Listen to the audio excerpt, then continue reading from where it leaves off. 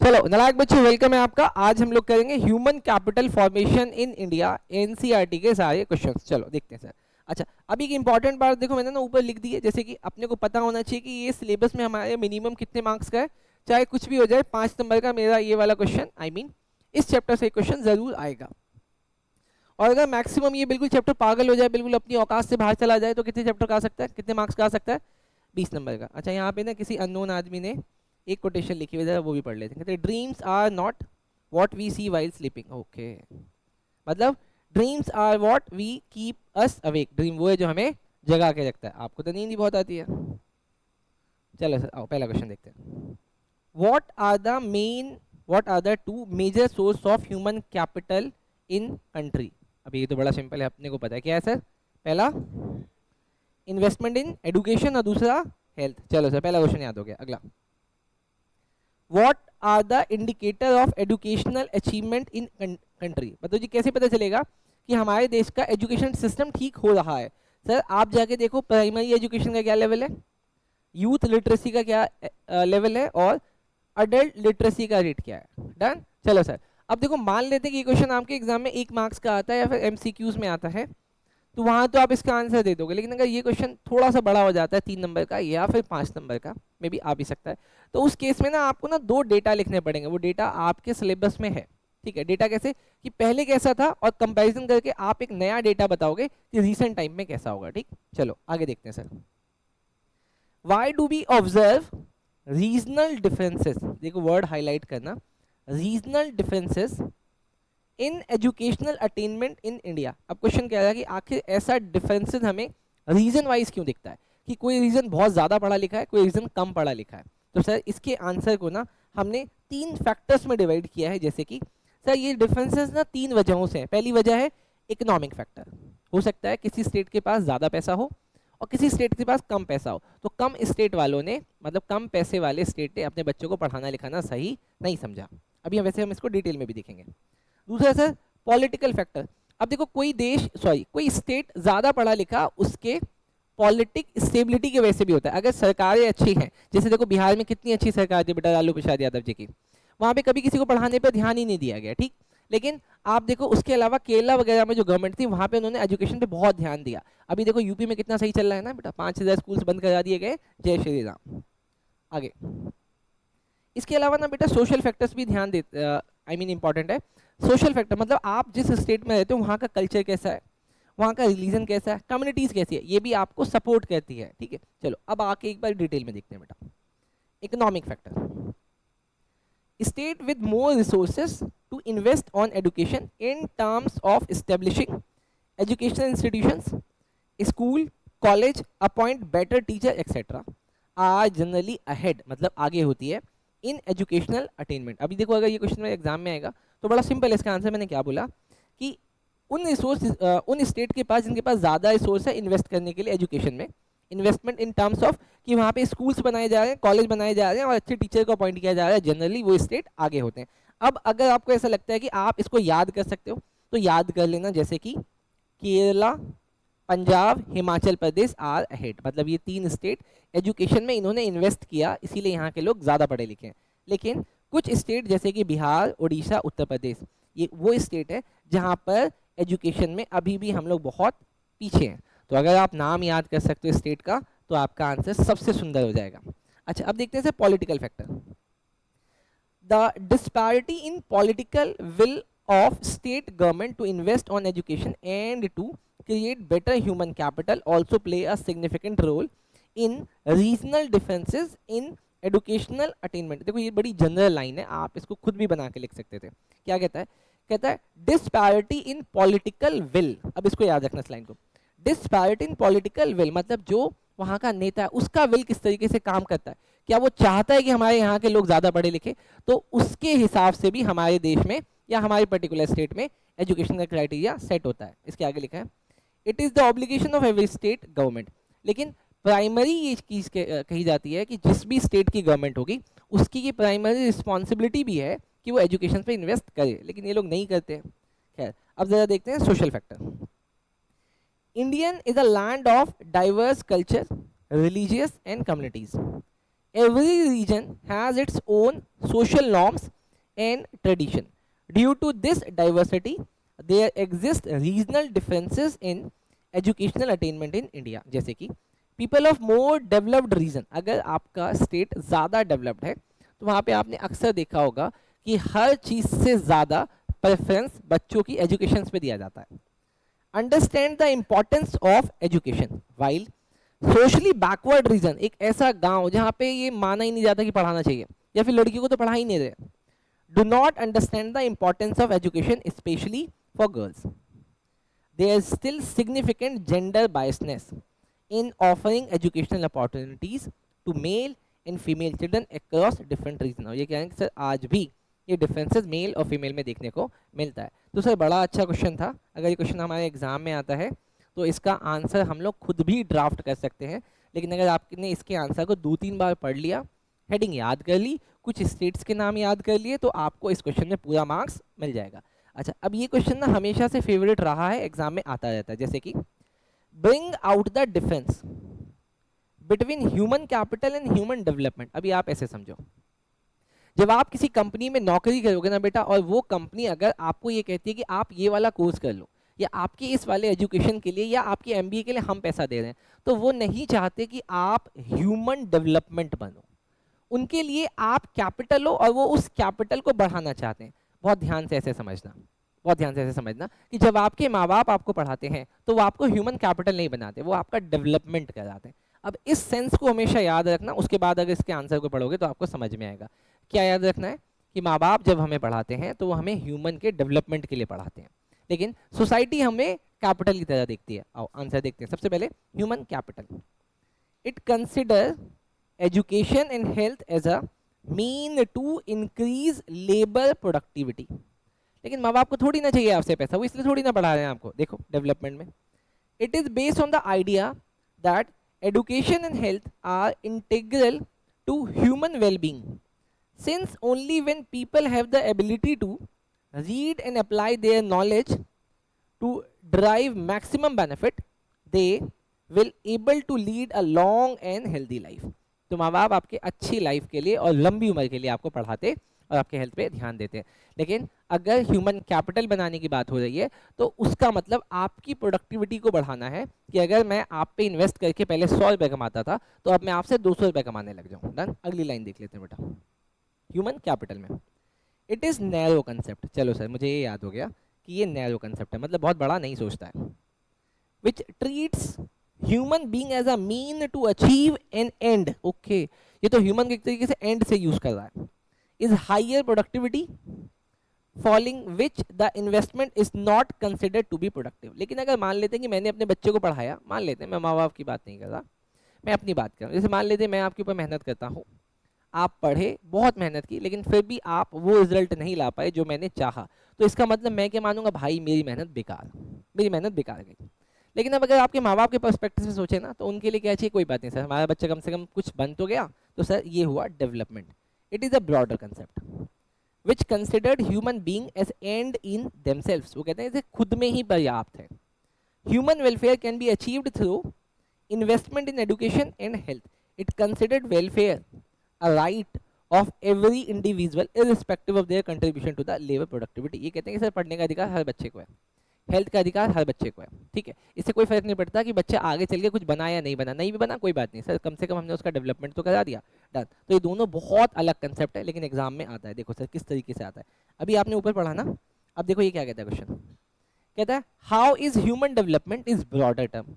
क्या सर आप खुद बताओ कि ह्यूमन डेवलपमेंट ब्रॉडर क्यों है as compare to human capital. तो जो आपने अभी ऊपर पढ़ा था ना, बस उसी को नीचे चिपकाना है. जैसे देखो, human capital is narrow concept which treat human being as a mean. तो सर इसका मतलब अगर मैंने ये वाला क्वेश्चन याद कर लिया, फोर्थ वाला, तो इसी के लास्ट के 2 पैरा इसका आंसर बनते हैं. डन. अब मैंने आपको दिया 5 मिनट का टाइम, क्वेश्चन नंबर 1 से लेके 5 तक जल्दी से याद कर दो. चलो बच्चों, मुझे अच्छा लगा कि आप लोगों ने नहीं सुनाया. आगे देखते हैं अगला question. What factors contribute to human capital formation. देखो ये तो बड़ा बेसिक क्वेश्चन है ना, कि कौन कौन से फैक्टर ह्यूमन के फॉर्मेशन में कंट्रीब्यूट करते हैं. पहला, आप उसके एजुकेशन पे एक्सपेंडिचर करो, आप उसको ट्रेनिंग कराओ, एक्सपेंडिचर हेल्थ पे करो, माइग्रेशन, और लास्ट एक्सपेंडिचर ऑन इंफॉर्मेशन। ये सबको ही याद है, लेकिन नेक्स्ट क्वेश्चन इंपॉर्टेंट है, लेकिन नेक्स्ट क्वेश्चन का आंसर हम लोग लास्ट क्वेश्चन के साथ करेंगे, ठीक है। आप पहले वाला क्वेश्चन पढ़ लो। क्वेश्चन क्या है? क्वेश्चन है mention to government organisation, word ध्यान देना, बोला टू गवर्नमेंट ऑर्गेनाइजेशन। उसके बाद कहते हैं each that regulate the health and education. तो कहने का मतलब मुझे यहाँ पे कितने ऑर्गेनाइजेशन का नाम लेना है? 4 का, 2 हेल्थ के और 2 एजुकेशन के, ठीक। तो अब क्वेश्चन नंबर 7 के लिए ना, क्वेश्चन नंबर 7 के लिए आप इसका आंसर यहां से याद करो, जो आपका लास्ट क्वेश्चन है ये question number 20, how government organisation facilitate the functioning of school and hospital in India. अब स्कूल हो गया बेटा किसके लिए? एडुकेशन के लिए, और हॉस्पिटल हो गया किसके लिए बेटा? हेल्थ के लिए। अब देखो सर, वहां पे उन्होंने 2-2 नाम पूछे थे, यहाँ पे मैंने टोटल 5 नाम लिखे हुए हैं, मतलब एनसीईआरटी ने लिखा हुआ है। पहला नाम क्या है? वो खुद का नाम लिखता है एनसीईआरटी, जो कि एजुकेशन के लिए देखती है। अगला यूसीजी, ये भी एजुकेशन देखती है। थर्ड AICTE, ये भी एजुकेशन देखती है बेटा। लेकिन हेल्थ के लिए 2 आया बेटा, कौन कौन सा? ICMR और national institute of health and family welfare. पहले तो आप इनके नाम याद कर लो इनके एब्रिविएशन के साथ। जैसे एनसीईआरटी की फुल फॉर्म क्या होगी बेटा? National council of education research and training. ये क्या करती है देखो, the organisation is responsible for designing the text book up to standard 12th। अभी सर मुझे ये याद रहेगा, तो इसका ये कंट्रीब्यूशन हो गया कि 12th क्लास तक के एकेडमिक्स के लिए टेक्स्ट बुक्स रेडी करती है। दूसरा आया UGC, university grant commission. This organisation is the prime funding authority for university education. It also enforces rules and regulations regarding higher education. तो सर मुझे ये भी याद हो गया कि 12th क्लास के बाद जितने भी ग्रेजुएशन और पोस्ट ग्रेजुएशन होगा उसकी रिस्पॉन्सिबिलिटी यूजीसी की है। Third AICTE, all India council for technical education. It encourages rule and regulation regarding technical engineering education in the country. अब एक चीज समझना, जो UGC है ना और AICTE है, दोनों मिलकर इंजीनियरिंग के कॉलेजेस के लिए रूल करती है। लेकिन अगर इंजीनियरिंग कॉलेज के अलावा कोई दूसरा कॉलेज है तो उसके लिए सिर्फ UGC करती है। अच्छा, ये तो हो गया एडुकेशन का। अब जरा हेल्थ में देख लेते हैं। आया ICMR, Indian council for medical research. This organization formulate rules and regulations relating to the education and research in health sector. Done है सर, बड़ा सिंपल है। फिर आया national institute of health and welfare.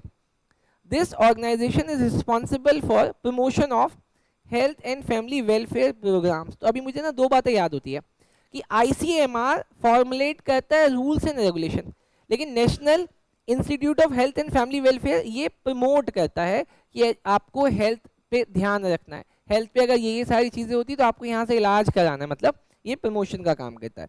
तो क्वेश्चन नंबर 7 के साथ आपको question number 20 भी याद होता है। हाँ जी, नहीं एजुकेशन नहीं है बेटा, आप समझो ये हेल्थ की एजुकेशन के लिए बोल रहा है, ये हेल्थ की एजुकेशन है। हेल्थ मतलब हेल्थ से रिलेटेड जितने भी चीजें होंगी ये उसके लिए कर रहा है, ये एजुकेशन के लिए नहीं है बेटा, ठीक। चलो चले आगे, आओ।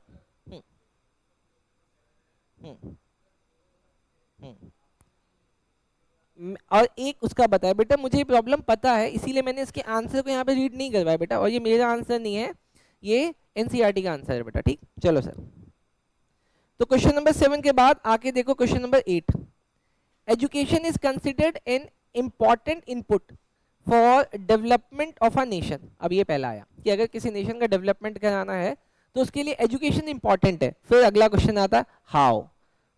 फिर उसके बाद आता है examine the role of education in the economic development of the nation. अभी आपसे सिंपल बड़ा पूछा है कि आप बस हमें ये बता दो, अगर कोई नेशन डेवलप कर रहा है तो उसमें एजुकेशन का बहुत बड़ा रोल है। मैंने बोला हाँ है, तो बता दे कैसे, और अगर है तो अब आप मुझे क्या बताओ सर, उसका एग्जामिन करके बताओ। तो सर आओ एग्जामिन भी करते हैं। देखो, expenditure on education is an important source of capital formation.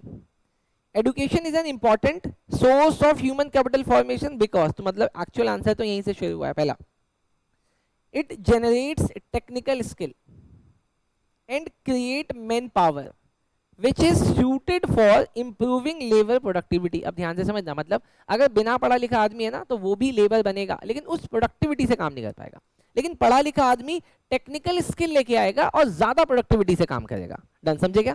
दूसरा, thus result in sustained economic development. मतलब ये आप बहुत छोटे से शब्दों में ऐसे समझो कि अनपढ़ आदमी अपना पेड़ काट के जंगल साइड कर देगा और वो उसको फ्यूल बना लेगा, लेकिन पढ़ा लिखा आदमी ये भी दिमाग लगाएगा कि इससे मेरे फ्यूचर डेवलपमेंट में परेशानी आ सकती है, तो हमें एक नए पेड़ भी लगाने पड़ेंगे, कुछ नया डेवलपमेंट भी करना पड़ेगा। आगे, it tend to bring down birth rate. अच्छा, अभी ये समझना, कहते हैं कि पढ़ा लिखा आदमी ना बर्थ रेट पे भी ध्यान देता है कि 10 बच्चे करने से कोई फायदा नहीं है सर, आपको 2 बच्चे करने और उसको डेवलप भी करना है। तो कहते हैं it tend to bring down birth rate which in turn bring decline in population growth, और जिसका फायदा पूरी पॉपुलेशन को दिखता है कि पॉपुलेशन कम होती है। It makes more resources available पर पर्सन। अब ये क्या बोला, अभी वाली लाइन समझना, it makes more resources available पर पर्सन। कहते हैं कि अगर मान लिया एक फैमिली है, मियाँ बीबी है, उसके 10 बच्चे हैं, तो उस मियाँ बीबी के जो रिसोर्सेज है, मतलब उनकी इनकम, उनके पास जो भी चीज़ है, वो 10 बच्चों में इक्वली डिस्ट्रीब्यूट होगा और उस हिसाब से डेवलपमेंट नहीं हो पाएगी। लेकिन अगर 2 ही बच्चे हैं तो मेरे रिसोर्सेज उन्हीं दोनों बच्चे में बटेंगे और अब डेवलपमेंट ज़्यादा अच्छे से होगी। Third, it result in social benefit since it spread to other who may not be skilled. अब कहते हैं कि पढ़ा लिखा आदमी अपनी नॉलेज सिर्फ अपने साथ नहीं रखता, वो उसको और आगे डेवलप भी करता है, मतलब एक पढ़ा लिखा आदमी 10 पढ़े लिखे आदमी और बनाता है। दस, investment in education leads to higher return in future. Done, तो बड़ा सिंपल है, लेकिन अगर इस क्वेश्चन को हम लोग 2-3 बार पढ़ लेंगे परमानेंटली मेरे पास ये रिस्टोर हो जाएगा। Next, discuss the following as a source of human capital formation. पहला कहते हैं हेल्थ इंफ्रास्ट्रक्चर को डिस्कस कर दो और एक्सपेंडिचर ऑन माइग्रेशन को डिस्कस कर दो। तो सबसे पहले हम लोग हेल्थ इंफ्रास्ट्रक्चर को डिस्कस करते हैं। Health is another important source of human capital formation. इसको शॉर्ट में आपको याद करना है PCSPG। PCSPG, P stand for preventive medicine.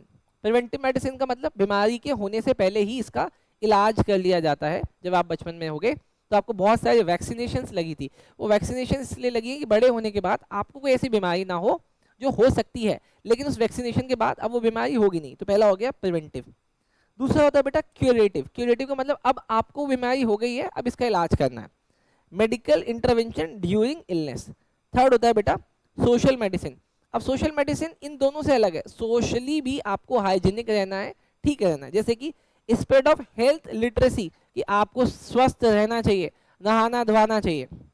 अगला, provision of clean drinking water and good sanitation are the various forms of health expenditure. सामने बैठ जाओ बेटा, आप लेके मैं भी चेक करूंगा। बोलो, हेल्थ इंफ्रास्ट्रक्चर के 5 चीजें याद हो गई। अच्छा, लेकिन उसके बाद उन्होंने बोला कि आप माइग्रेशन को भी एक्सप्लेन करो, तो माइग्रेशन को भी करते हैं। People sometimes migrate from one place to another in search of better job. It include, क्या क्या इंक्लूड है, देखो पहला migration of people from rural to urban area in India. पहला है सर, माइग्रेशन कहाँ से कहाँ होता है, विलेज से अर्बन एरियाज में। Migration of technical personnel from India to other countries of the world, और दूसरा माइग्रेशन होता है इंडिया से बाहर चले जाना। Migration in both these cases involve cost of transport. Involve किया मैंने पहला, कॉस्ट ऑफ ट्रांसपोर्ट, मतलब माइग्रेशन में एक खर्चा आता है ट्रांसपोर्टेशन का। दूसरा, हाइयर कॉस्ट ऑफ लिविंग का, कहाँ का, अब अगर आप गांव से निकल के शहर में जा रहे हो तो शहर का ज़्यादा खर्चा होता है। वैसे अगर आप इंडिया से निकल के किसी दूसरी कंट्री में जा रहे हो तो ऑब्वियसली सी बात है ना कि आप इंडिया से अच्छी कंट्री में जा रहे होगे। अच्छा कहने का मतलब ये नहीं कि इंडिया खराब है बेटा, इंडिया बहुत ही खराब है, ठीक है। In the migrated places and physics cost of living in strange socio culture setup. अब इसका क्या मतलब है सर, इसका मतलब ये है कि सर देखो, जब आप किसी दूसरी जगह पे जाते हो तो वहाँ पे रहने का, खाने का, पीने का, कल्चर का बहुत सारा बैरियर होता है, जिसको अडॉप्ट करने के लिए आपका ज़्यादा खर्चा होता है। The enhanced earning in new place। अब लेकिन नई जगह पे जाके आप ज्यादा पैसे कमा रहे हो, बट फिर भी ओवरवे द कॉस्ट ऑफ माइग्रेशन। लेकिन उस जगह पे, उस माइग्रेशन वाली जगह पे जाके चीजें अडॉप्ट करने में आपका ऑलमोस्ट उतना ही खर्चा होने लगता है। Expenditure migration also source of capital formation, लेकिन इस माइग्रेशन से कैपिटल का फॉर्मेशन होता है, ह्यूमन के डेवलपमेंट का सोर्स है ये। Next question number 10, establish the need for acquiring information relating to health and education expenditure for the effective utilization of human resource। अब देखो क्वेश्चन क्या है, क्वेश्चन में ना अभी आपने याद करा होगा, क्वेश्चन नंबर 6 या 5 था, नहीं 6 था, क्वेश्चन नंबर 6 था। इसमें से ना देखो एक चीज तो समझ में आती है कि अगर आप अपनी एजुकेशन पे खर्चा करते हो तो डेवलपमेंट होता है, ह्यूमन कैपिटल बनता है। आप अगर हेल्थ पे करते हो तो भी बनता है। सर ठीक है ना, अब हम लोग बीमार नहीं पड़ेंगे, ज़्यादा काम करेंगे। सर ट्रेनिंग से भी होता है ना, हम नई चीज़ सीख जाएंगे। और सर माइग्रेशन से भी होता है। लेकिन सर ये इन्फॉर्मेशन का सीन नहीं समझ में आया था। समझ में आया था कि आखिर इन्फॉर्मेशन से क्या होगा। तो सर इसका आंसर यहाँ पे मिलेगा। देखो सर इन्फॉर्मेशन का, अब ये क्वेश्चन भी इसी ऐसे ही बना है, कहता है establish the need for acquiring information. क्या जरूरत है इन्फॉर्मेशन एक्वायर करने की। देखो लिखा the information about availability of job, salary and admission related to information are important for growth of human capital। आप भी अगर किसी कोचिंग को ज्वाइन कर रहे हो आज की डेट में, या कल को निकल के कहीं पे जॉब भी करोगे, तो आप पहले वहां के बारे में सब चीजें पता लगाते हो। तो वही हो गया इंफॉर्मेशन, और इंफॉर्मेशन जरूरी है ह्यूमन कैपिटल के ग्रोथ के लिए। तभी तो आपको पता चलेगा, कहीं ऐसा ना हो कि आप किसी गलत जगह पहुंच जाओ। नेक्स्ट, दे इनेबल, अब इससे होता क्या है, they enable the people to make better choice between various option available to them and leads to the effective utilization of human skill and knowledge. अब आप अपने स्किल का और नॉलेज का अच्छे से यूटिलाइज कर पाओगे अगर आपने सही जगह का चुनाव कर लिया तो। अब नेक्स्ट देखो, also investment made on health information improves health, efficiency, quality of living and life expectancy of the people. The use of medical information and family welfare programs ensures the supply of healthy workforce. Various health measures are not adopted due to lack of information can be minimized and help in effective utilization of human resource।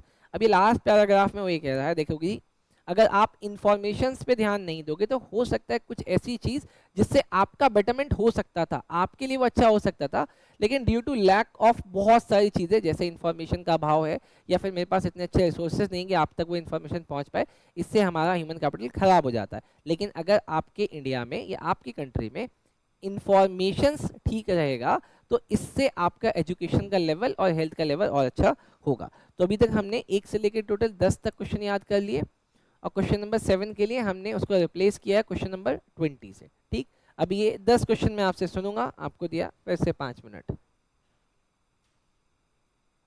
चलो 5 minute over हो गए, अब आओ sir next question क्या है। Question है how does investment in human capital contribute to growth. ये question कहीं सुना सुना से नहीं लग रहा क्या इससे पहले हमने ऊपर किया क्या भाई? देखो ऐसे ना मिलता जुलता क्वेश्चन अभी हमने ऊपर किया है, जहां पे क्वेश्चन था कि ये क्वेश्चन नंबर 8 कि education considered an important input for development of the nation. और भाई इस वाले क्वेश्चन को देखो, how does investment in human capital contribute to growth. अब मेरी बात देखो सुनो, मे बी ऐसा हो सकता है कि एग्जैक्ट क्वेश्चन एग्जाम में ना आए, मे बी ऐसा हो सकता है, लेकिन मैं आपसे क्या बोल रहा हूं, कोई भी क्वेश्चन आपके एनसीईआरटी से तो बाहर आएगा ही नहीं। अब ना ऐसे क्वेश्चंस के आंसर आपको वहां पे ऑन द स्पॉट डेवलप भी करना पड़ेगा। अब जैसे ना आपका एक बैकग्राउंड सेट हो गया है कि मैंने ना क्वेश्चन नंबर 8 पढ़ लिया, मुझे पता चल गया है कि अगर कोई पढ़ा लिखा आदमी होगा तो वो ज्यादा स्किलफुल होगा, ज्यादा स्किलफुल होगा तो बर्थ रेट पे कंट्रोल करेगा और साथ साथ वो आगे वाली जनरेशन को भी स्किलफुल बनाएगा। ये 3 बातें मेरे जहन में आ गई। ठीक, अब इससे आपका आंसर डेवलप होगा। अब वैसे ही जरा क्वेश्चन नंबर 11 में देखते हैं, role of human capital formation in economic growth. क्या क्या कर सकता है? देखो पहला, अब स्किलफुल है तो वो प्रोडक्शन को रेज कर सकता है, मतलब पहले अनपढ़ आदमी जितना बना रहा था वो उससे कहीं ज्यादा बनाएगा। Raises efficiency and productivity, bring positive changes in outlook and attitude. इसका मतलब होता है उसका देखने का, समझने का, सोचने का पैटर्न बाकी लोगों से ज्यादा अच्छा होगा। Next, improves quality of life. अभी जैसे समझते, मान लेते हैं कि आप ऐसे अपनी स्कूटी, गाड़ी, बाइक, साइकिल या जो भी लेके जा रहे हो, कोई सेम स्कूटी, बाइक, साइकिल वाला आपसे टकरा जाता है, उस केस में आपने क्या करना है? क्या करना है? मारना है। हमने क्या करना है? मारना है। अच्छा, लेकिन अगर एक समझदार पढ़ा लिखा आदमी रहेगा भाई, वो उसको पता है कि रोड रेजेस में लोगों की जान भी जाती है, वो क्या कहेगा भाई, ठुक गई ना ठुक गई, चल मैं जा रहा हूँ भाई, मैंने अपनी गाड़ी का इंश्योरेंस इसी दिन के लिए कराया, मैंने किसी कंपनी को 1 लाख रुपए दिए, मान लिया मैंने 20 लाख की गाड़ी खरीदी है, तो ऑन एन एवरेज ना उसका हम लोग क्या नाम है 5% पकड़ते हैं कि हमने उसका इंश्योरेंस करा रखा है। भाई मैंने किसी कंपनी को 1 लाख रुपए दिए हुए हैं इस बात के लिए, सिर्फ इस बात के लिए कि भाई अगर मेरी गाड़ी में कुछ भी होगा, कुछ भी तू सही करेगा, और उससे ना लड़ने की वजह हम उस आदमी से लड़ रहे हैं, अरे भाई अच्छा तूने ठोक दिया, अब मेरी गाड़ी कम से कम वहां से नहीं तो होके आएगी। डन, मेरी बात समझा क्या? तो इतना सोचने समझने की पावर, यही कहलाता है आउटलुक एंड एटीट्यूड, जहां पे सही और गलत देखा जाता है, क्या सही है क्या गलत है। भाई मैं लड़के वहां पे अपना टाइम वेस्ट नहीं करूंगा, मैं गाड़ी जाके शोरूम वाले को दे दूंगा। नेक्स्ट, रेजेज लाइफ एक्सपेक्टेंसी, पढ़ा लिखा आदमी समझता है चीज़ों को, खाते पीते दौड़ते समझते बहुत सारी चीज़ों को कैलकुलेट करता है। नेक्स्ट, रेजेज सोशल जस्टिस, अब वो सोशल जस्टिस का भी ध्यान करता है, ऐसा नहीं कि मेरा दोस्त उसको मार रहा है मैं भी जाकर उसको मार रहा हूँ क्योंकि दोस्त ने बोला मारने का तो मारने का, नहीं ऐसा नहीं है। डन, चलो सर एक बार ये 6 बातें देख लेना, क्या मेरे जहन में रह जाती है? Raises productivity, efficiency and productivity, outlook and attitude, quality of life, expectancy और सोशल जस्टिस। Done sir. अब इससे ना आपको आंसर फॉर्मुलेट करना है। देखो अगर ये वाला क्वेश्चन ना 2 नंबर का आएगा तो शायद ये 6 बातें मैं लिख दूं चलेगा, लेकिन अगर ये क्वेश्चन 5 नंबर में आएगा तो मुझे इसको हेडिंग बनाना पड़ेगा। ठीक है, डन, आगे चलते हैं। There is a downward trend in inequality worldwide with a rise in average education level. भाई ये तो बहुत खतरनाक क्वेश्चन है, और इतना खतरनाक क्वेश्चन है कि 2026 में ही आ रहा है। सर इसके पीछे का रीजन, कुछ सपोर्ट मटेरियल ने इस क्वेश्चन को रिपीट किया है। क्वेश्चन क्या है sir? There is a downward trend, sir एक ना डाउनवर्ड ट्रेंड देखने को मिलता है, किस चीज का? इन इनइक्वालिटी वर्ल्ड वाइड, अच्छा इंडिया छोड़ो पूरी दुनिया में, with a rise in average education. कहते हैं कि अगर किसी देश में सब लोग पढ़ लिख जाते हैं तो वहां पे प्रॉस्पेरिटी ना दिख के इनइक्वालिटी दिखने लगती है। मतलब सर ये क्वेश्चन तो पहली बात समझने में मुश्किल हो रही है, एक बार पहले इसके आंसर को देखते हैं, फिर शायद क्वेश्चन ज़्यादा अच्छे से समझ में। आंसर क्या कहता है? लिखा है access to better education reduces the inequality of income. Sir ये तो आंसर पॉजिटिव दे रहा, कह रहा है कि सर अगर अच्छा एजुकेशन होगा ना तो इन इक्वालिटी, अच्छा क्वेश्चन, अच्छा एजुकेशन होगा तो इन इक्वालिटी बिटवीन द इनकम वो कम होती चली जाती है, मतलब सब लोग एक जैसा कमाने लगते हैं। Educated person has more ability and skill, hence the income is also higher. कहते हैं इसलिए ना सबकी इनकम बढ़ जाती है। This improves the living standard and quality. अब मैंने आपको एक बात बताई थी कि अभी अभी रिसेंटली ना डोनाल्ड ट्रंप ने ये कह दिया था कि जिसको भी अमेरिका में काम करना है उसको कितने पैसे देने पड़ेंगे, ऑलमोस्ट 88 लाख था, हम उसको एक फिगर मान लेते हैं कि आपको 1 साल का 1 करोड़ रुपए देना पड़ेगा। मतलब अगर इंडिया से कोई आदमी यूएस में जाके कमा रहा है, इंडिया से कोई आदमी यूएस में जाके कमा रहा है तो उसको वहां पे 1 साल रहने के लिए डोनाल्ड ट्रंप को 1 करोड़ रुपए देने पड़ेंगे। डन। अच्छा अब इससे हुआ क्या, बहुत सारे इंडियंस वहां से छोड़ के आने लगे, बहुत सारे इंडियंस यूएस को छोड़ के आने लगे, कुछ लोग वहां पे स्टे भी कर गए, मतलब वो 1 करोड़ रुपए अफोर्ड नहीं कर पा रहे थे। अब जरा समझते, इसका मतलब उनकी इनकम 1 करोड़ रुपए थी ही नहीं कभी, उनकी इनकम कभी 1 करोड़ रुपए थी ही नहीं। लेकिन क्या 1 करोड़ रुपए बहुत ज्यादा है? कहते सर 1 करोड़ रुपए अमेरिकन के लिए बहुत ज्यादा नहीं थे। इसका मतलब वो जो इंडियन है ना, इंडियन वो अमेरिका के आदमी से कम पैसे चार्ज करता था, कम। मतलब अगर एक अमेरिकन कहता था मैं कोई काम 10 करोड़ में करूंगा, वो इंडियन 1 करोड़ में कर रहा था। मेरी बात समझे, मेरी बात समझे। इसका मतलब यूएस ज्यादा पढ़ा लिखा है और यूएस के पढ़े लिखे लोगों का एक स्टैंडर्ड सेट हो गया कि भाई मैं इससे कम तो कमा नहीं सकता, अगर मैं इससे कम कमाऊंगा तो इनइक्वालिटी का शिकार हो जाऊंगा। अब जरा एक बार आंसर समझो। The importance of education is felt worldwide and government of nation have been investing heavily in the education sector. When the education rate rises it automatically reduce inequality. अब सर मुझे क्वेश्चन ज्यादा समझ में आ रहा है, question ये कहना चाह रहा है कि डाउनवर्ड हो जाएगा इनइक्वालिटी। इनइक्वालिटी मतलब दो लोगों के बीच का जो अंतर है वो कम हो जाएगा, कब? जब आपके यहाँ का लोग ज्यादा पढ़ा लिखा होगा। इसीलिए गवर्नमेंट एजुकेशन पे इन्वेस्ट करती है। जैसे हमारे देश में 1991 में ही एक कमेटी ने बोल दिया था, सॉरी 1960 के आसपास, कि कॉन्स्टिट्यूशन के अडॉप्ट होने के 10 साल के अंदर अंदर आपको अपनी इंडिया की एजुकेशन पे 6% खर्च करना है। कितना खर्च करना है? अगर इंडिया 100 रुपये कमाती है, मतलब सरकार 100 रुपये जीडीपी कमाती है, तो उसको 6 रुपये खर्च करना चाहिए। लेकिन आज तक भी हम लोग 4% से आगे नहीं पहुंच पाए हैं। डन, खैर छोड़ो, किसी एक सरकार की कितनी बुराई करेंगे यार, किसी एक सरकार की कितनी बुराई करेंगे। Next question, explain how investment in education stimulate economic growth. Sir question repeat हो रहे हैं, फिर से क्वेश्चन आया कि आप बस ये एक्सप्लेन कर दें कि अगर हम एजुकेशन में इन्वेस्ट करेंगे तो ये कैसे इकोनॉमिक ग्रोथ को स्टिमुलेट करता है, कैसे बढ़ाता है। सर या explain the role of education in development of the country. बड़ा सिंपल है सर। पहला ये क्या कर देगा, रेजेस प्रोडक्शन। अच्छा देखना, अभी जो हमने ऊपर वाला क्वेश्चन पढ़ा था रेजेस प्रोडक्शन, देखो यहाँ पे वही लिख रहा है। अगला हमने क्या पढ़ा था, रेजेस एफिशिएंसी इन प्रोडक्टिविटी, वही लिख रहा है।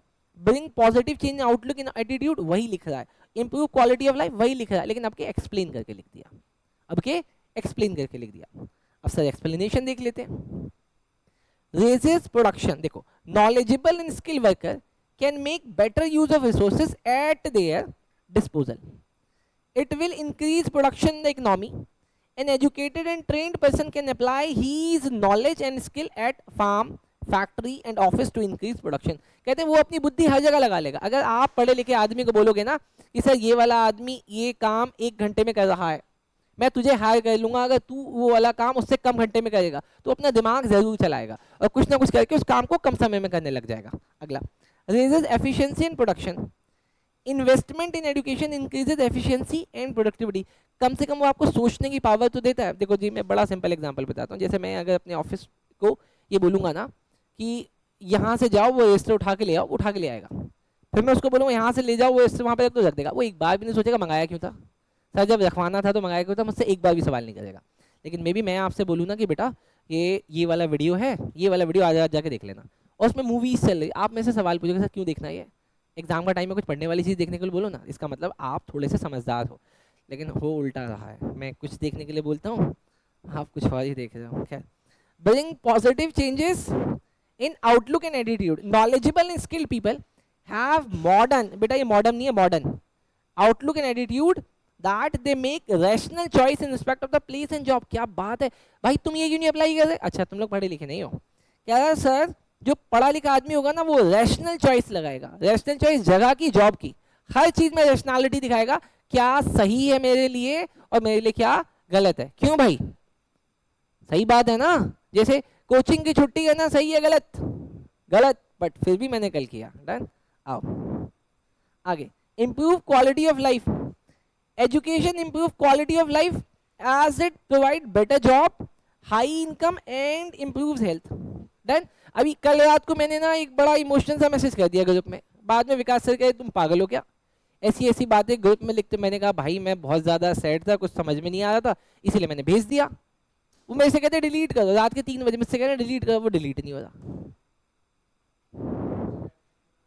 हाँ अब कहीं से भी था, लेकिन it result in better standard of living, और ये आपके स्टैंडर्ड ऑफ लिविंग को बेटर करता है। पढ़ा लिखा आदमी कभी भी गंदगी में, छोटी जगह में, झुग्गी झोपड़ी में, नाले के बगल में नहीं रहेगा। अगर उसकी मजबूरी से वो करवा रही है, वो कुछ ना कुछ जुगाड़ निकालेगा वहां से निकलने का। तो इसका मतलब पढ़ा लिखा आदमी अपनी चीजों को लेके बहुत सोचता है। डन, उसको पता होता है कि अगर मैंने 2.5 घंटा फोन चलाया है और उसमें से अगर मैंने 2 घंटा व्हाट्सएप चलाया है तो इसका मतलब कुछ ना कुछ जरूरी होगा। क्यों मैडम? अब आपका आंसर कैसे था, मैं वो यूट्यूब देख रही थी ना, व्हाट्सएप से जाके यूट्यूब, और वो घंटे व्हाट्सएप में काउंट होंगे। मुझे कोई एक्सप्लेनेशन नहीं चाहिए, बस मैं वैसे बोल रहा हूँ। डन, बोलो सर ये याद हुआ? याद हुआ? चलो सर अगला, bring out the need for on the job training of the person. अभी अगला क्वेश्चन आया, कहते हैं बताओ जॉब देने के बाद ट्रेनिंग देनी क्यों जरूरी है? भाई जॉब देने के बाद ट्रेनिंग देनी क्यों जरूरी है? ऑन द जॉब बीएसटी के बाद, भाई क्यों जरूरी है उससे पूछो। ऑन द जॉब ट्रेनिंग क्यों जरूरी है? ताकि क्या? ताकि प्रोड्यूस कर सके। अरे सुनो ना, मैं अपना काम अपने यहाँ पे काम करने वाले एम्प्लॉय को पहले ही सिखा देना चाहता हूँ, ताकि जब वो काम करने आए तो एटलीस्ट एग्जिस्टिंग एम्प्लॉय को मैच करे, बहुत सारा टाइम सीखने में ना चला जाए। आओ यस बेटा, technical training at the capacity of the people to produce more. Firms given on the job training to enhance productive skill, बेटा इसको याद कर लेना, enhance productive skill किसकी? of the workers so as to enable them to absorb new technologies and बेटा हर जगह ना मेरा मॉडर्न हो गया है, ये मॉडर्न है, ideas, it can be given in two forms. पहला फर्म इटसेल्फ, पहला क्या है, फर्म खुद दे देती है. फर्म कैसे दे देती है? भाई तुम मेरी ऑर्गेनाइजेशन में काम करने आ रहे हो ना, सुनो, आप मेरी ऑर्गेनाइजेशन में काम करने आ रहे हो ना, आ जाओ, मैं खुद ही सिखा दूंगा. दूसरा, नहीं नहीं आपको मैंने आज से अपनी जॉब में रख लिया है, सैलरी भी दूंगा, लेकिन काम सीखने के लिए आपको हमारे एक दूसरे वाले ब्रांच में जाना पड़ेगा. सेंट ऑफ द फर्म, मैं कहीं और से भेज देता हूँ. ठीक है, चलो समझ में आया. अच्छा, अब यहाँ पे आगे देखो डिटेल में. The worker may trend in the firm itself under the assistance of the senior and experienced worker. मतलब मैंने अपने सीनियर के नीचे कुछ लोग रख दिए. अगला, the worker may be sent of the firm campus for the training, मैंने कहीं और भेजा आपको काम सीखने के लिए. बोलो समझ में आया क्या? डन. अगला, अच्छा ये वाला देखना बेटा, इसका आंसर पता है कैसे है? इसका आंसर यूं आगे जा रहा है, ऐसे ऐसे ऐसे और ऐसे. उसके बाद ना ये यहाँ से घूम के यहाँ पे आया है, ये यहाँ से ऐसे घूम के यहाँ पे आया है, और इसके बाद ये हुआ और ये हुआ है. डन. कहने का मतलब अगर ये 1 है, ये 2 है, ये 3 है, ये 4 है, ये 5 है, ये 6 है, ये 7 है, ये 8 है. डन. अब एक बार देखें. चलो सर पहले क्वेश्चन देख लेते हैं. क्वेश्चन क्या है? क्वेश्चन है ट्रेसेस द रिलेशनशिप. अच्छा, कहते हैं आप रिलेशनशिप को ट्रेस करो between human capital and economic growth. कहते हैं अगर ह्यूमन कैपिटल का ग्रोथ होगा तो इकोनॉमी का भी ग्रोथ होगा. आप इसको साबित करके दिखाओ. तो मैं कहता हूँ आओ साबित करते हैं. देखो, अगर राइज इन ह्यूमन कैपिटल होगा, अगर ह्यूमन कैपिटल बढ़ेगा, modern attitude and outlook, better quality of life and higher life expectancy. मैंने कहा ये 3-4 चीजें हो जाएंगी. पहले मैंने क्या बोला? अगर ह्यूमन कैपिटल बढ़ेगा तो ये 3-4 चीजें बढ़ जाएगी. इससे क्या होगा सर? इससे ज्यादा एफिशिएंसी आएगी. इससे क्या होगा? ज्यादा एफिशिएंसी आएगी. ज्यादा एफिशिएंसी के आने की वजह से ज्यादा प्रोडक्शन होगा, और ज्यादा प्रोडक्शन होगा तो इकोनॉमी का ग्रोथ होगा. भाई हमने नेशनल इनकम में पढ़ा है, मोर प्रोडक्शन मोर नेशनल इनकम. अब आगे कहते हैं अब राइज इन इकोनॉमिक ग्रोथ, अगर इकोनॉमिक ग्रोथ होगा तो इससे पर कैपिटा इनकम बढ़ेगी, और पर कैपिटा इनकम बढ़ने की वजह से अब मैं ज्यादा इन्वेस्टमेंट करूंगा एजुकेशन और हेल्थ में, और इससे फिर से ह्यूमन कैपिटल और बढ़ने लगेगा. तो सर देखो, जहां से शुरुआत करी थी हम वहीं उसको और बढ़ा सकते हैं. बड़ा सिंपल है. 8 स्टेप में हम अपनी कंट्री को डेवलप्ड बना सकते हैं, सबसे आगे ले जा सकते हैं. पहला क्या बोला?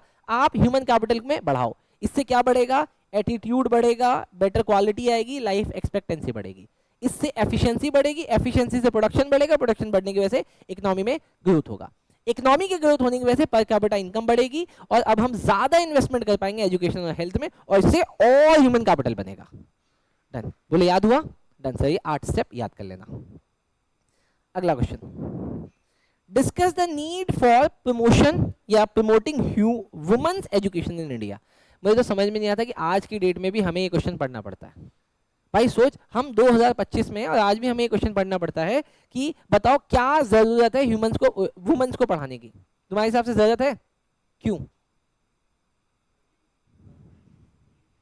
औरतें, भाई पति अमीर रहेगा उसका. औरतों की बात हो रही है, औरतों की बात हो रही है. कहते हैं औरतों को पढ़ाना क्यों जरूरी है? हम लेंगे ना उनके लिए स्टेप, हम लेंगे उनके लिए स्टेप. ओके, वो थोड़ा सा पर्सनल हो गया. कह रहा मेरी, कह रहा मेरी बीवी के लिए आप क्यों डिसीजन लोगे, मैं लूंगा. Done sir, done sir. अबे मैं अपनी बात नहीं कर रहा, मैं जनरल लोगों की माइंडसेट की बात कर रहा हूँ कि उनके माइंडसेट की वजह से आज भी ऐसा हो रहा है कि हमें वुमेन्स के एजुकेशन के बारे में बात करनी पड़ रही है. लेकिन वैसे कमाल की बात है कि आज के टेस्ट में एक वुमन ही सबसे आगे है. Madam very good. कुछ लड़कों ने तो बॉयकॉट कर दिया, कहते हैं टेस्ट ही नहीं देंगे. छोड़ो ना यार, मैं नाम लूंगा, अभी सामने बैठे आदमी का अच्छा लगेगा आपको, है अच्छा लगेगा आपको. आओ आगे देखो. Women education council has been sent up to provide technical education to women. अच्छा, इसने क्या बोला? ये सेटअप किया गया है ताकि वुमेन्स को टेक्निकल एजुकेशन दी जाए. It has setup many women polytechnics, मतलब वुमेन पॉलीटेक्निक्स भी एक सब्जेक्ट होता है पॉलीटेक्निक का ना. It is essential to promote women's education in India. किस लिए बोला? To improve women's economic independence and their social status. अब आया पहली बात क्या बोला? Economic independence and their social status. आप सब मूवी देखने गए हो? आपसे मूवी देखने के ऑलमोस्ट ऑलमोस्ट आप में से हर बच्चा या तो 18 का हो गया या 18 का होने वाला है, ठीक है। तो मूवी के शुरुआत में ही वैसे बहुत सारी मूवी आपने 13+ वाली भी देखी होगी। 13+ जानते हो? 13+ वाली कौन सी मूवी होती है? 13+ वाली मूवी कौन सी होती है? 13+ वाली मूवी होती है, वो होती है कि इस मूवी को 18 से कम वाले भी देख सकते हैं, but under the guidance of adult, ठीक है। मूवी 3 तरीके से होती है भाई। एक आता है 5+। 5+ का मतलब अरे बिना माँ बाप को छोड़ के जाओ मूवी देखने के लिए। 13+ वाला कि देख सकते हो लेकिन माँ बाप के साथ देख सकते हो। 18+ वाला, 18+ वाला फैमिली मूवी होती है, इसमें सारे फैमिली के मेंबर अलग अलग देखते हैं उसको, ठीक है। अच्छा, अब 13+ वाले में भी आपको देखा होगा अक्षय कुमार एक सीन में आता है जहाँ पे एक लड़का पता नहीं गंजा सा आदमी होता है, वो फूफू कर रहा होता है, तो उसको एक डायलॉग बोलता है, ये फूफू क्या कर रहा है ना। और सिगरेट के पैसों से तू 2 लोगों की जान बचा सकता है। डन डन, मेरी बात समझे क्या? डन, मेरी बात समझे क्या? ऐसा वही हो रहा है, सुनो, ऐसा वही हो रहा है जहां की वुमन इंडिपेंडेंट नहीं है, इकोनॉमिकली इंडिपेंडेंट नहीं है। इकोनॉमिकली इंडिपेंडेंट का मतलब जहां पे अपनी बेसिक जरूरत की चीजों को खरीदने के लिए भी मुझे पति के ऊपर डिपेंडेंट होना पड़ रहा है। तो सर इस चीज को खत्म करने के लिए हमने कहा कि वुमेन्स की एजुकेशन जरूरी है। इसके अलावा सोशल स्टेटस के लिए भी जरूरी है। वुमेन्स के लिए कभी वो सब चीजें जरूरी हुई ही नहीं थी जब तक वो अनपढ़ थी, लेकिन जब वो पढ़ी लिखी तो उनको समझ में आया कि ये मेरा अधिकार है। तो पहला पॉइंट मैंने याद कर लिया, इकोनॉमिक इंडिपेंडेंस और सोशल स्टेटस। दूसरा, make favourable impact on fertility rate. अब फर्टिलिटी रेट का मतलब एक वुमन को पता ही नहीं कि उसको कितने बच्चे पैदा करने चाहिए और किस एज में पैदा करने चाहिए, लेकिन जब वो पढ़ लिख जाती है उनको समझ में आता है क्या जरूरी है क्या नहीं। And health care of woman and children, तो बड़ा बेसिक था, आप इसके आंसर को और बड़ा बना सकते हो, लेकिन इतना बेसिकली याद कर लेना। चलो अब आते हैं सर क्वेश्चन नंबर 17 पे। आर्ग्यू इन फेवर, ठीक है सर, इसका मतलब हमें पॉजिटिव बातें बोलनी है, of the need for different forms of government intervention in education and health sector। Question आया कि सर आप बस मुझे एक बता दो कि पॉजिटिव सेंस में कि गवर्नमेंट को हेल्थ और एजुकेशन सेक्टर में क्यों बीच में पढ़ना चाहिए। डन, तो मैं बताता हूं, देखो सर इसलिए पढ़ना चाहिए, पहला, access to education and health care is basic human right. Sir इसलिए क्योंकि एजुकेशन और हेल्थ हर एक आदमी का इंडिया के अंदर एक बेसिक राइट है, और उस बेसिक राइट को लगाने का काम गवर्नमेंट का है। दूसरा, एड्रेसिंग मार्केट फेलियर, क्योंकि मार्केट फेलियर ना हो जाए। मार्केट फेलियर अभी कंडीशंस बताऊंगा किस किस वजह से मार्केट फेलियर हो जाती है, उसको एस्टेब्लिश रखने के लिए। इंप्रूविंग क्वालिटी एंड स्टैंडर्ड के लिए, 3 बातें हो गई। चौथा, प्रमोटिंग इक्विटी, और 5वीं बात, इंकरेजिंग इन्वेस्टमेंट एंड इनोवेशन। तो सर अब यहाँ पे क्वेश्चन ये आया कि अगर गवर्नमेंट, पॉजिटिव सेंस में बताना है, गवर्नमेंट को हेल्थ और एजुकेशन में पॉजिटिवली कंट्रीब्यूट करना चाहिए, उन्होंने बोला था कि इसकी जरूरत क्या है, नीड नीड नीड। तो सर हमने बोला इन 5 वजहों से। तो आप 30 सेकंड का टाइम लेके पहले इसकी हेडिंग्स याद कर लो जल्दी से, जल्दी जल्दी जल्दी।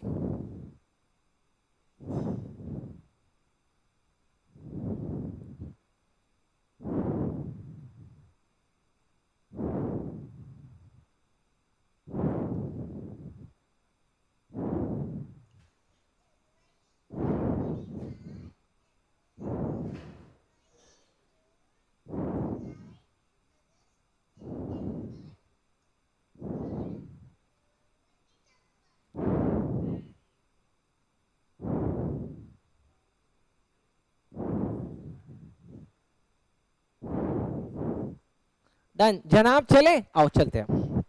पहला हमने क्या याद किया, एक्सेस टू एजुकेशन और हेल्थ केयर हमारा क्या है मैडम, बेसिक फंडामेंटल राइट है। देखो, education and health care are essential for the wellbeing and development of individual and society. By providing access to these service, the government can help to ensure that everyone has an equal opportunity to fulfill their potential and lead a healthy and fulfilling life। तो पहला बहुत basic है कि fundamental right इसको इसलिए भी बनाया गया ताकि इससे एक आदमी अपनी लाइफ को बहुत अच्छे से जी पाए। दूसरा, एड्रेसिंग मार्केट फेलियर। अब ये वाला देखना बेटा, पॉइंट इंपॉर्टेंट है। देखा, इन मेनी केसेस मार्केट में not provide adequate access to education and health care service. क्योंकि बात समझना, देखो हेल्थ केयर और एजुकेशन ये उतना प्रॉफिटेबल बिजनेस नहीं है, तो हो सकता है कि प्राइवेट सेक्टर कभी इसको देना चाहे ही ना। उनको ये लगेगा भाई हम क्यों दे एजुकेशन, क्यों दे हेल्थ केयर, इससे मेरा क्या फायदा है। तो इस मार्केट फेलियर को रोकने के लिए गवर्नमेंट का इंटरवेंशन जरूरी है, क्योंकि गवर्नमेंट इसको मैंडेटरी बनाएगी। अगर प्राइवेट सेक्टर उसको नहीं दे रहा तो गवर्नमेंट उसको फ्रीली अवेलेबल कराएगी। Specially for those who are most in need, मतलब उनको जिनको इसकी सबसे ज्यादा जरूरत है. Government intervention can help to address these market failure and ensure that these service are available to everyone, सबको मिल जाएगी रिगार्डलेस ऑफ देयर इनकम और सोशल स्टेटस. तो बोलो याद हुआ कि सर क्योंकि कुछ लोगों को ये नहीं मिलता या नहीं मिल पाएगा अगर गवर्नमेंट इंटरवीन नहीं करेगी, क्योंकि प्राइवेट लोग प्राइवेट स्कूल्स खोल देते हैं, प्राइवेट हॉस्पिटल्स खोल देते हैं जो बहुत महंगे होते हैं. डन. तो मार्केट फेलियर को रोकने के लिए. अगला, इंप्रूविंग क्वालिटी एंड स्टैंडर्ड. ये तो बड़ा बेसिक है कि अगर पढ़ा लिखा आदमी होगा, हेल्दी आदमी होगा, तो वो अपने लिए हेल्दी इन्वायरमेंट बनाता है, हेल्दी स्टैंडर्ड ऑफ लाइफ बनाता है. फिर भी एक बार पढ़ लेते हैं. Government intervention can help to set up enforce standard for education health care service, ensuring that they meet minimum quality requirement. This can help to improve the quality of these service and ensure that they are safe and effective. अगला, promoting equity. अभी हमने ये भी पढ़ा था ना कि inequality drop होती है कब कब, जब सब लोग पढ़े लिखे होते हैं. तो सर इससे हम इक्विटी को भी प्रमोट करते हैं. आप वही आंसर यहाँ पे भी लिख सकते हो. अगला, इंकरेजिंग इन्वेस्टमेंट एंड इनोवेशन. आपको याद है भी हमने 8 स्टेप पढ़ा था कि राइज इन ह्यूमन कैपिटल से आपकी हेल्थ अच्छी होती है, एटीट्यूड अच्छा होता है, इससे एफिशिएंसी बढ़ती है, एफिशिएंसी बढ़ने से ज्यादा प्रोडक्शन होता है, और प्रोडक्शन होने से इकोनॉमिक ग्रोथ होता है, इकोनॉमिक ग्रोथ होने से पर कैपिटा इनकम बढ़ती है, और पर कैपिटा इनकम बढ़ने से ह्यूमन का डेवलपमेंट होता है. तो सर यहाँ पे आप इनोवेशन लिख सकते हैं कि वापस से पढ़ा लिखा आदमी इन सब चीजों में, देखो जो पढ़ा लिखा आदमी है ना वो अपने बच्चों को भी पढ़ाता है. डन. चलो सर, क्वेश्चन नंबर 18 बेटा, What are the main problem of human capital formation in India? लेकिन सर ये क्वेश्चन इंपॉर्टेंट है, लेकिन सर आखिर जब इतना इंपॉर्टेंट है, आप और मैं जैसे लोग भी इस बात को समझ रहे हैं, तो फिर सवाल है कि बिहार की गवर्नमेंट क्यों नहीं समझी, राजस्थान की गवर्नमेंट क्यों नहीं समझी, बंगाल की गवर्नमेंट इस बात को क्यों नहीं समझी.